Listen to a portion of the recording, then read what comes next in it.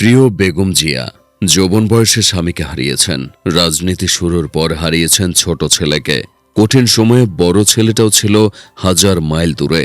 বড্ড একা করে দিয়ে ওরা ভেবেছিল আপনাকে দেশের মানুষের কাছ থেকে বিচ্ছিন্ন করে দিতে পারবে। তবে এত ত্যাগ ও লাঞ্ছনার পরও একবারের জন্য আপনি ভাবেননি দেশকে ছেড়ে যাওয়ার কথা। শহীদ প্রেসিডেন্ট জিয়ার চির বিদায়ের পর সবাই যখন বিএনপির ভবিষ্যৎ নিয়ে চিন্তিত ছিল, তখনই আপনি দেশের তরের সামনে এসে ধরেছিলেন দলের হাল।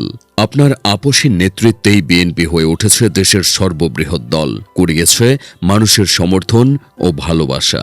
এরশাদ বিরোধী গণতান্ত্রিক আন্দোলনে নেতৃত্ব দিয়েছেন। 9 বছরে তিনবার গ্রেপ্তার হওয়া ছাড়াও গৃহবন্দী থেকেছেন দীর্ঘ সময়।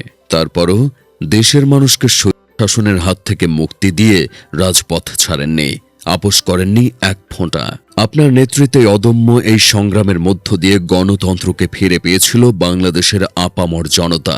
1991 সালে দেশের প্রথম নারী প্রধানমন্ত্রী হিসেবে শপথ নিয়ে জনগণের গণতান্ত্রিক অধিকার প্রতিষ্ঠা করতে আপনি কমতি রাখেননি চেষ্টার, যার প্রতিদান হিসেবে একে একে 3 বার বাংলাদেশের মানুষ আপনাকে বসিয়েছে দেশের প্রধানমন্ত্রীর চেয়ারে, তুলে দিয়েছে দেশের নেতৃত্বের ভার।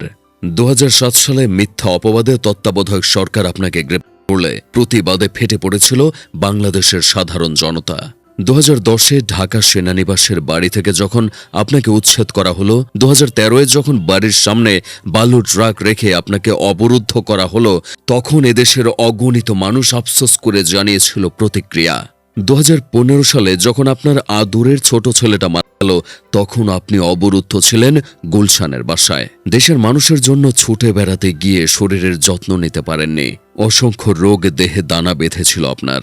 চিকিৎসার ব্যাপারে ওরা দেখিয়েছিল উদাসীনতা।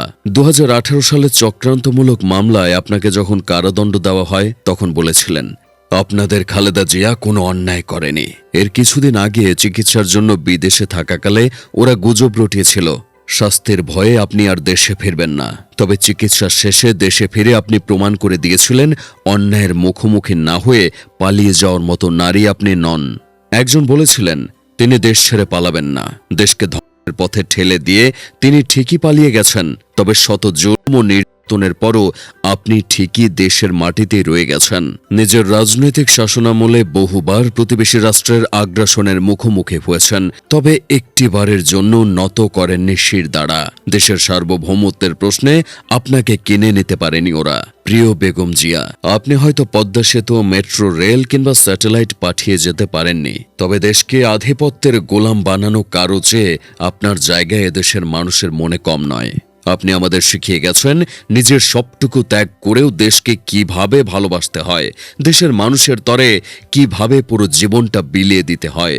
প্রিয় নেত্রী, আপনাকে ভুলব না, ভুলবে না বাংলাদেশের ইতিহাস।